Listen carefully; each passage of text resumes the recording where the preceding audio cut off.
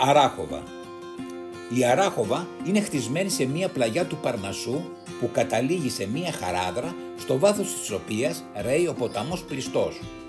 Το μέσο υψόμετρο του οικισμού είναι 950 μέτρα. Ο οικισμός βρίσκεται πάνω στην κύρια οδό που συνδέει από την αρχαιότητα τους Δελφούς και τη Θήβα και την πεδιάδα της Άμφισσας με τη Βιωτία. Η θέση της πάνω σε ένα σημαντικό πέρασμα βοήθησε στην ανάπτυξη της Αράχοβας σε μεγαλύτερο βαθμό από τα γειτονικά της μέρη. Ο οικισμός απέχει 12 χιλιόμετρα από τους Δελφούς που βρίσκονται δυτικότερα και 160 χιλιόμετρα από την Αθήνα. Η επικρατέστερη άποψη για την προέλευση της ονομασίας της είναι πως προέρχεται από την νοτιοσλαβική λέξη ορέχοβα που σημαίνει καρυδότοπος. Όμως υπάρχουν δύο εκδοχές για την προέλευση της ονομασίας της. Σύμφωνα με την πρώτη, η περιοχή ήταν ονομαστή τα χρόνια της Επανάστασης ως Ράχοβα, λέξη ελληνικής ρίζας η οποία προέρχεται από το συνδυασμό ράχης και οβάς και η οποία χρησιμοποιήθηκε για να δηλώσει την οικιστική ένωση κατοίκων που ζούσαν σε μικρότερα μορφώματα. Σύμφωνα πάντως με τον αρχοβίτη συγγραφέα του πονήματος, ο παππούς μου και εγώ στη Ράχοβα, Γεώργιο Σύρο, η ονομασία αυτή πιθανόν να προέρχεται από το παλιό χωριό Ράχοβα Γρεβενών, εκ του οποίου ήρθαν κάτοικοι διωγμένοι από τους Τούρκους κατά τη διάρκεια της τουρκοκρατίας. Η άλλη εκδοχή θέλει η λέξη να προέρχεται από την ελληνική ράχης και το συνδετικό όβα.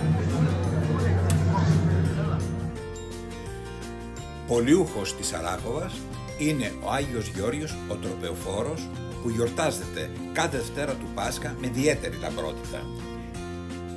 Τον γιορτάζουν με τοπικά ήθη και έθιμα, εκ των οποίων μερικά από αυτά είναι και η τοπική παραδοσιακή χορή.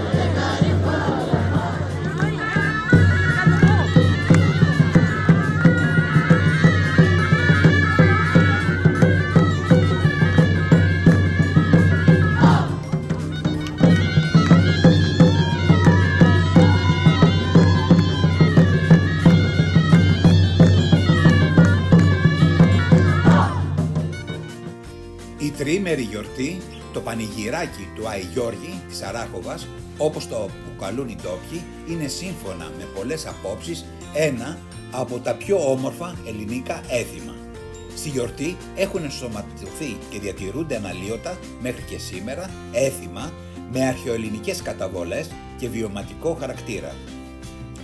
Ανήμερα της γιορτής του Αγίου Γεωργίου, μετά τη λειτουργία γίνεται το αγώνισμα του ανηφορικού δρόμου. Σε αυτό, νέοι και ηλικιωμένοι άντρες ηλικίας πάνω από 60 ετών αγωνίζονται για το ποιος θα τερματίσει πρώτος στο πεδίο της μάχης της Αράχοβας, όπου το 1826 οι Έλληνες με επικεφαλή στο Γεώργιο Καραϊσκάκη νίκησαν τους Τούρκους. Ο ανηφορικός δρόμος νέων ανδρών και γερόντων τονίζει την αρμονική συνύπαρξη των γενεών στον ανήφορο της ζωής.